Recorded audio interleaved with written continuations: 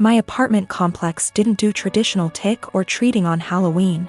Residents were advised to set out pre-packaged individual candy bags on their patios / front door areas if they wanted to participate, but the traditional knock-on-door, physically hand strangers candy was not permitted.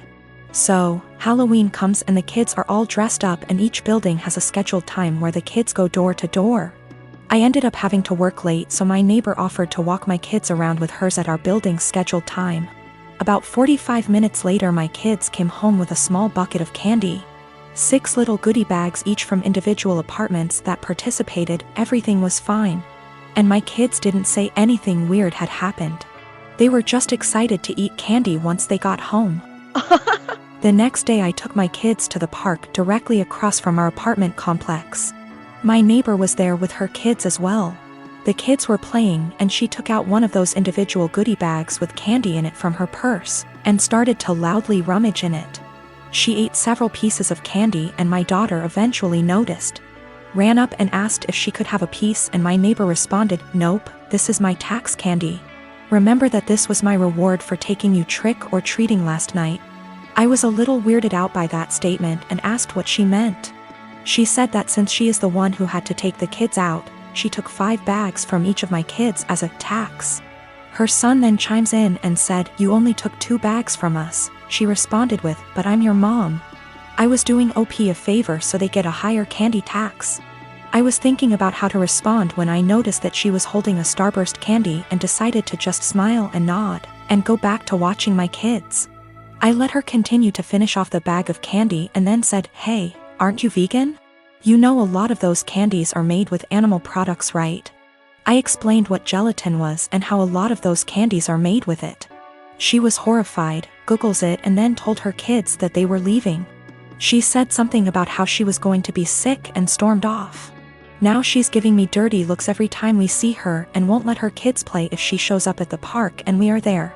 My husband thinks I'm an asshole cause I should have either not said anything about the gelatin or said something right away when I noticed.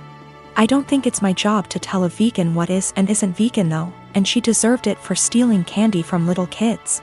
When we got home from the park after the gelatin incident, I sat my kids down and asked why they didn't tell me that the neighbor took half of their candy. My oldest kid is 6 and my youngest kid is 4.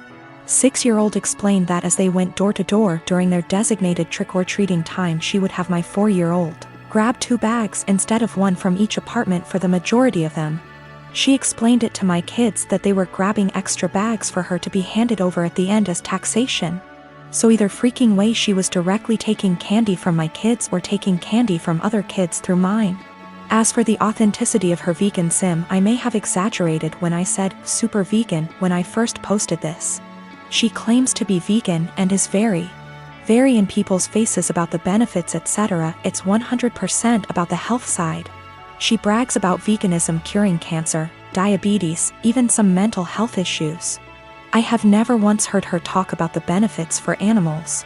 She also sells herbal tea products, customized gym clothing, etc., so she totes a pretty big vegan lifestyle. If that makes sense. Now for the gelatin. She knows what gelatin is, she knows what it's made out of, she knows that there are obvious things that she can't eat. But she had no idea that a lot of candy specifically had gelatin apparently. When I told her that they had gelatin in it, she knew what gelatin was but Googled the candies to see if I was correct. I think she is either really dumb or she eats non-vegan stuff all the time when no one's watching, and had to pretend to be horrified about it at this point. Cause a lot of you guys have pointed out that you literally can't be vegan and not know these things. I'm not vegan, I'm not even freaking vegetarian, and I know these things. My sister Anna is special need. She has severe autism, and while she is verbal, most of her communication is physical, like sign language due to her social discomfort. She does speak around family though and has pretty bad cognitive skills. She can't comprehend boundaries and lives with our parents so they can best watch her. I am getting married in 3 months. We planned a simple wedding and reception at my fiancé Michael's parents' barn and farm. Since it's all gonna be DIY and we aren't planning anything too expensive, we can do things pretty quickly since flowers, food and decor will be provided by his family. I sent out invites last week and I asked that Anna not come. I told my parents I understood that would mean they may not show up, but it was just a heads up. Why no Anna? She has an issue with touching Michael and trying to kiss him. At times when we were at my parents' house, Anna would try and grab Michael's hands, try to lean in to kiss him, or would have a really bad shutdowns if she wasn't allowed to be directly next to him. We've tried speaking to her, but there's only so much we can do when she doesn't really understand. I told my parents I just want one day for Michael to be my partner and not Anna's comfort person.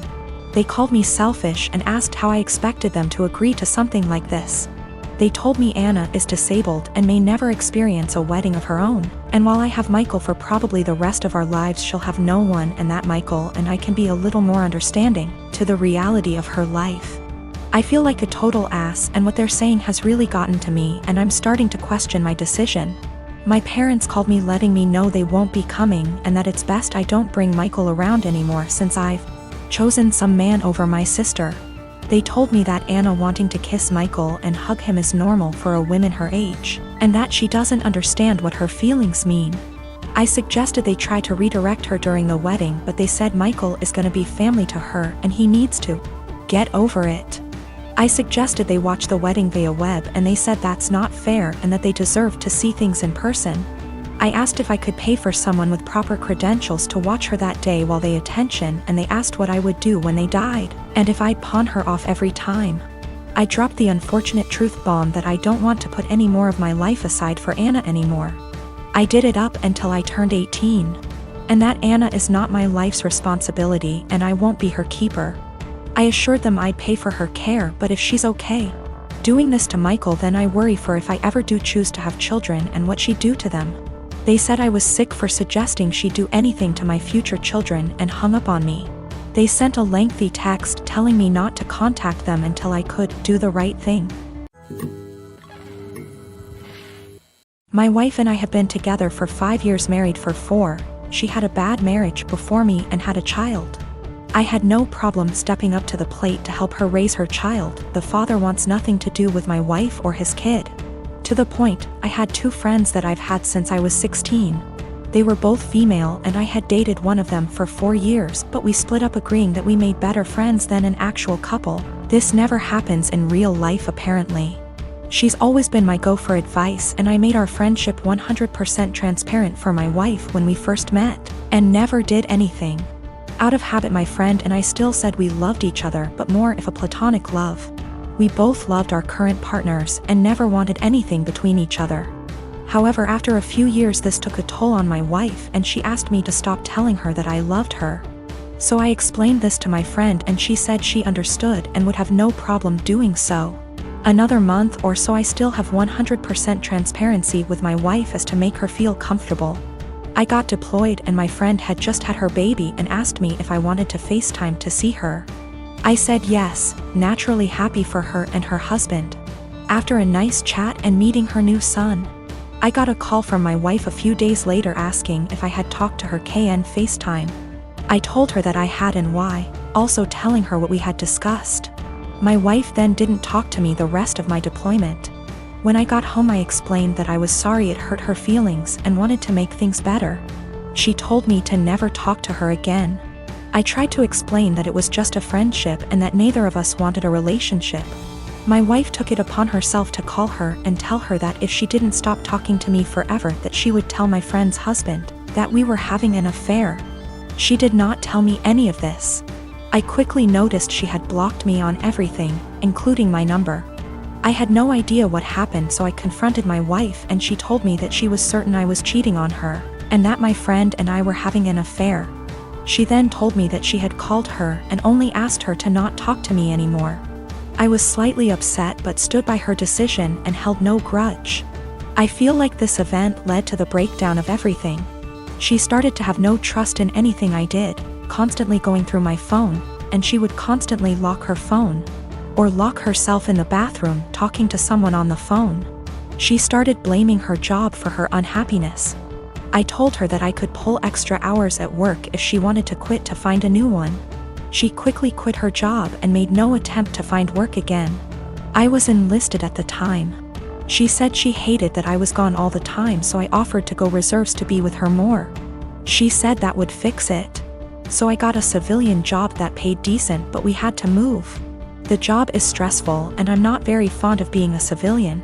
She has now come to the conclusion that I need to get out of the military and quit my civilian job, and we to move again, and that's the only way she'll be happy. I feel like I've given up everything for her to be happy. I'm trying to show her the logic that there is no way for us to survive if neither of us works. I love my wife and don't want a divorce, but I feel like she will never be happy and I'm not sure how to fix it. She blames everything on me and says that I'd be happier with someone else, or says she's leaving again. I'm currently deployed again, and the last week I was home she wouldn't talk to me or spend time with me and our daughter. She would lock herself in the bedroom all day. Then at night she would call me names and say I don't care about her and I never spend time with her. 6 years ago my son Matthew had a daughter with his now ex-wife Josie. I have always thought of Josie as my own daughter, so when they divorced 7 years ago due to my son cheating, I was conflicted and disappointed. Josie wasn't particularly close with any of her family, so my husband and I naturally took them in. Josie was an angel. She had insisted that we didn't have to lift a finger more than before we had taken them in, and though she was hurt, she kept civil around Matthew. My husband and I held a huge hand in raising their daughter Ruth, because Matthew remarried less than a year later and now has a 4-year-old son after disowning Ruth. 2 years ago my husband was diagnosed with lung cancer. It was hard on everyone, especially Ruth. They were extremely close. She told him about her girlfriends and boyfriends before anyone else and has always wanted him to be the one to walk her down the aisle at her wedding. Matt rarely ever visited and didn't answer our calls, often saying that we had other kids, so it wasn't like my husband was dying lonely. Last night Matt stopped by to talk about inheritance. He never mentioned Josie nor Ruth and hinted that he thought he should get more inheritance than his siblings the entire time. My husband and I shared awkward looks until he decided to cut in. He explained that everyone would get a piece, but he'd focus more on Ruth and Bonnie, one of our other grandkids. Matt got angry and said that Ruth was just a bastard and that his son deserved more than her. My husband got furious after that and left the room saying that he wouldn't include Matthew at all. Matt yelled back and turned to me saying that Ruth wasn't worth it because she'd just grow up to be a whore like her mother. I told him that I'd rather have her mother as my daughter than him as my son and insisted that he leave. I'm getting phone calls from Matt's wife and family friends saying that my husband and I overreacted, and he was just angry that we were playing favorites. To clear some things up, Josie did not cheat on Matthew. Josie and Matthew met later in college and Josie was known as a party girl.